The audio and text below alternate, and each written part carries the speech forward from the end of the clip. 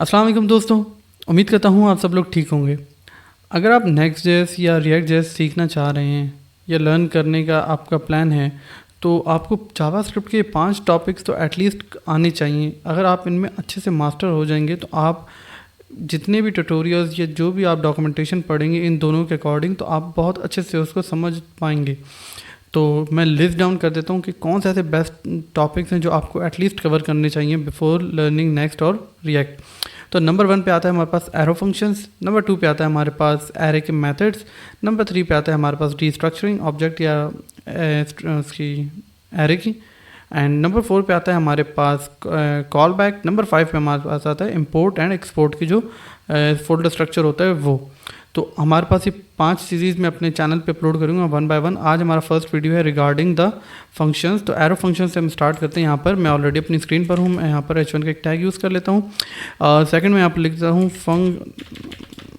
Arrow function in JS, alright. And यहाँ पर मैं एक स्क्रिप्ट का टैग भी यूज़ कर लूँगा, और इस स्क्रिप्ट के टैग के अंदर मैं आपको थोड़ा फंक्शंस बता देता हूँ। एक नॉर्मल फंक्शन का जो ट्रेडिशनल फंक्शन है उसका सिंटैक्स कैसे है, और एक एरो फंक्शन का ये है हमारे पास नॉर्मल फंक्शन का सिंटैक्स, नॉर्मल फंक्शन।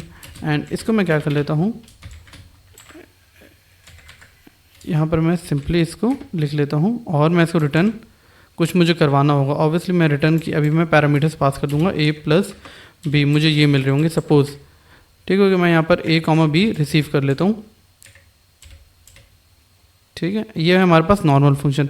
अब मैं अगर आपको एरो फंक्शन का सिंटैक्स दिखाऊँ तो const arrow function equals to, and मैं यहाँ पर बना लेता हूँ एरो फंक्शन का सिंटैक्स, ऑलराइट। एंड इस पर भी मैं रिटर्न a+b करवा देता हूँ, और इस पर भी मुझे रिसीव करवाना पड़ेगा a और b, b, ऑलराइट। तो अब आप देख रहे होंगे इनमें क्या फ़र्क है। इस लेवल तक इनमें कोई भी डिफरेंस नहीं है। ये बस एरो फंक्शंस थोड़ा सा कॉम्पैक्ट कर रहा है फंक्शंस को, और सिंथेटिक है ये हमारे पास ES6 में इंट्रोड्यूस हुआ था। बेसिक चीज़ें इसके अंदर होस्टिंग आपको बिल्कुल भी नहीं मिलेगी, होस्टिंग से आप बिल्कुल महफूज रहेंगे। नॉर्मल फंक्शन में आपको होस्टिंग बहुत ज़्यादा फेस करनी पड़ सकती है, लेकिन एरो फंक्शन आपसे इस चीज़ से फ्री रखता है।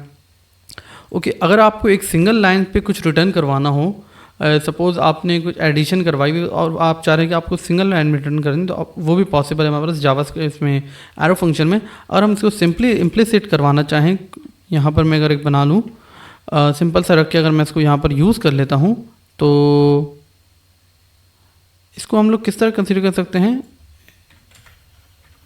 मैं आपको दिखा देता हूँ। मैं यहाँ पर सिंपल कर लेता हूँ कॉन्स्ट, और मैं यहाँ पर कर लेता हूँ ऐड इक्वल्स टू, और मैं यहाँ पर सिंपल इसको एक फंक्शन बना लेता हूँ, क्योंकि मुझे एक ही में रिटर्न करवाना है। तो मैं यहाँ पर क्या कर लूँगा, एक फंक्शन के अंदर मैं पैरामीटर्स में करूँगा receive a and b, and मैं क्या कर लूँगा a+b, बस दैट्स इट। इतना ही इम्प्लिसिट इसका इतना ज़्यादा है इजी कि अगर आपको 1 लाइन रिटर्न कुछ रिक्वायर्ड होगा तो आपको करली ब्रेसेस भी आप इसमें से हटा सकते हैं, और रिटर्न की स्टेटमेंट भी आप इसमें से रिमूव कर सकते हैं। तो इतनी ज़्यादा पावरफुल है ये वाले हमारे पास इम्प्लिसिट जो इसका है। एंड अगर इसमें थोड़ा सा आपको ये क्यों सीखना ज़रूरी है वो भी मैं आपको बता देता हूँ।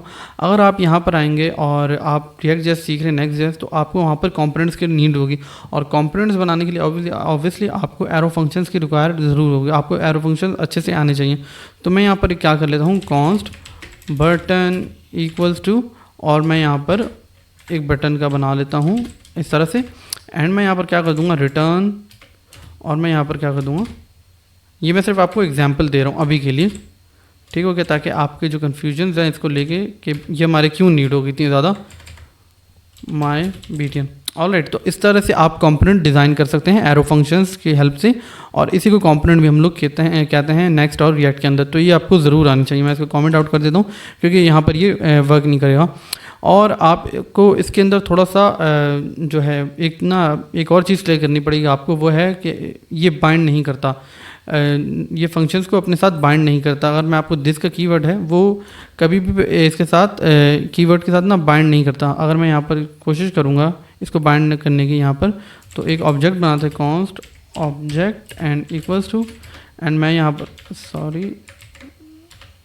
एंड मैं यहाँ पर क्या कर लेता हूँ, नेम कॉलन, और यहाँ पर अपना नेम लिख लेता हूँ कॉमा, और यहाँ पर मैं क्या कर लेता हूँ, सिंपल मैं एक ग्रीट का फंक्शन बना लूँगा।